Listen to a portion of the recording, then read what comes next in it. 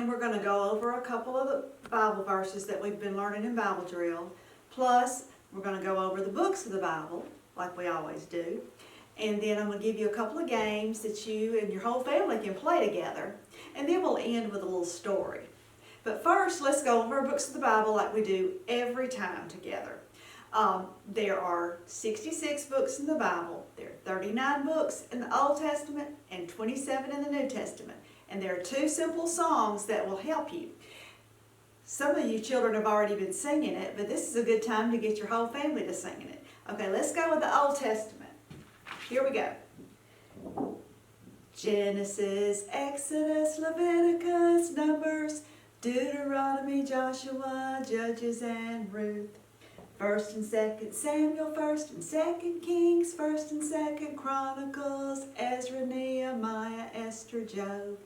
Psalms, Proverbs, Ecclesiastes, Song of Solomon, Isaiah, Jeremiah, Lamentations, Ezekiel, Daniel, Hosea, Joel, Amos, Obadiah, Jonah, Micah, Nahum, Habakkuk, Zephaniah, Haggai, Zechariah, Malachi.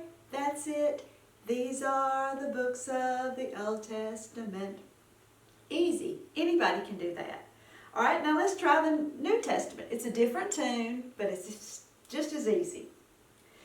Matthew, Mark, Luke, and John, Acts and a letter to the Romans, 1st and 2nd Corinthians, Galatians and Ephesians, Philippians, Colossians, 1st and 2nd Thessalonians, 1st and 2nd Timothy, Titus and Philemon, Hebrews, James, 1st and 2nd Peter, 1st and 2nd and 3rd John, Jude and Revelation. Parents, what would be a good idea is if you were to take your Bible and open to the first few pages where it has the books listed and sing along with children and read the books. And that way you can learn them too. Once you learn them, you'll always know them. It's kind of handy information. Okay, the second thing we're going to do today is we're going to go over 2 of the Bible verses we've learned. The first one is very easy, but this is a good way to teach everybody in the family. Fun fact about this verse, did you know that there is baseball in the Bible? Yes, there is, because Genesis 1:1 says, in the beginning, God created the heavens and the earth. Not really the big inning, but that's a good way to remember it. In the beginning, God created the heavens and the earth. That's Genesis 1:1. I challenge y'all all this week to learn that verse. The second one we're going to learn is Psalm 118:24, and that's actually a hymn in your book, in the hymn book. And many of the children have already sung this song, and I bet you know it too. This is the day that the Lord has made, that the Lord has made. We will rejoice and be glad in it, and be glad in it. This is the day that the Lord has made. We will rejoice and be glad in it. This is the day that the Lord has made. Sing that song. You've got a verse memorized. Way to go. Parents, your jobs this week is to find a game to play to help your kids learn the books of the Bible.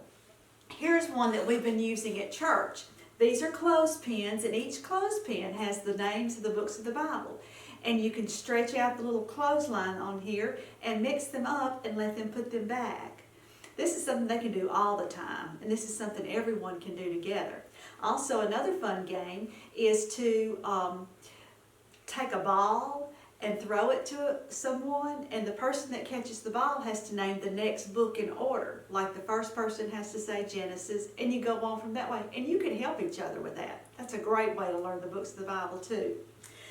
And before we go, I want to tell you a little story. You know, this is not the first time that people have had to be like away from each other. Do you know that in the Bible that there are some people that had to stay away from their families for a long time because they were very, very sick too. And when people would come close to them, they would have to yell out, "I'm not clean, I've been sick, don't mess with me." And so those people were called lepers. And their disease they had was highly, highly contagious too, just like the one we're trying to protect ourselves from. But there was a man in the Bible, and his name was Captain Naaman. And he was a very, very powerful man in the Syrian army. And his wife, Naaman's wife, had a, excuse me, Naaman's wife had a housekeeper, and she was a Hebrew. She believed in God. And then Naaman got very, very sick with this disease, and he had to stay away from all of his family, and he couldn't lead his army because he was sick. And so Naaman's wife, her housekeeper said, "Boy, I wish Captain Naaman would go visit our prophet and in Israel. He could make him well." So the captain went to the prophet's door, and the prophet knew he had come to be healed. So instead of coming out to the outside and just touching Naaman and saying a prayer over Captain Naaman, the prophet, and his name was Elisha, he sent word, "Tell Naaman to go bathe in the Jordan River for 7 times." And I'm going to pick it up from there. This is in 2 Kings chapter 5. This is what Naaman did. Naaman lost his temper. He turned on his heel, saying, "I thought he'd personally come out and meet me, call on the name of God, wave his hand over the disease, and get rid of it. All of the rivers where I live are cleaner than any river in Israel. Why not bathe in them? At least I'd be clean." And he stomped off, mad as a hornet. But his servants said, "If he had asked you to do something hard and heroic, wouldn't you have done that? So why not just wash in the river?" So he did. He went down and he dipped himself in the Jordan 7 times, following the orders of the man of God. And he was healed like a little baby. He was as good as new. Listen, right now we're doing some hard things, and they're hard for your parents too.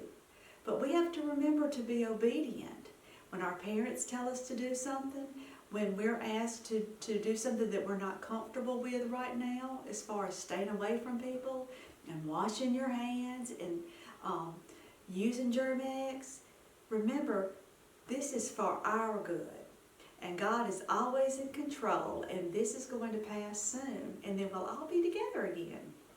Let me close this with a word of prayer. Dear Lord, I just thank you for the day that you've given us, Lord, and I just thank you for the ability to talk to children and tell them just what a wonderful and mighty God you are. Lord, I just thank you for their parents as they strive to teach them your ways, Lord, and I just pray that that whatever we do, that you would protect them and bring them closer to a relationship with you. Lord, bless our time together, and I pray that you will bless our efforts as we try to spread your word and your goodness and your love to those around us. Lord, just be with our leaders as they make decisions to help us through this time. And after it's all over, Lord, may we be mindful to give you all the glory. In your name we pray. Amen.